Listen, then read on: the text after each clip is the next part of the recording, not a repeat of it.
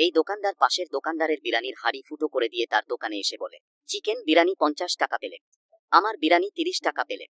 তখন এই লোকটা এসে বলে, কাস্টমার এসেছিল, আর তোর বিরিয়ানি নিচে কেন পড়ে? আরে ভাই, আমি তো এখনই দেখলাম বিরিয়ানির হাড়ি ফুটো কি করে হলো। ভাই, এক প্লেট বিরিয়ানি দাও তো। ও ভাই, ওর কাছে বিরিয়ানি থাকলে তো তোমাকে দিবে। ও ভাই, ওদের কথা বাদ দাও, এক মন্তর দাঁড়াও, এখনই নিয়ে আসছি। এ কথা শুনে কাস্টমার চলে যায়। তখন লোকটা বলে, আমার মনে হচ্ছে বিরিয়ানি ওরা ফেলেছে। একদম ঠিক কথা বলেছি, ওদের আজ কি করি দেখবি শুধু। এই বিড়ালে আর এক হাড়ি বিরিয়ানি নিয়ে আয়। ঠিক আছে ভাই।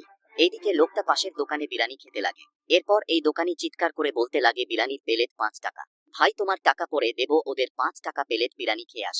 এবং বিরিয়ানি বালার কাছে এসে বলে, ভাই আমাকে এক প্লেট বিরিয়ানি দাও তো। এইদিকে কাস্টমার বলে, বিরিয়ানির প্লেট কত করে?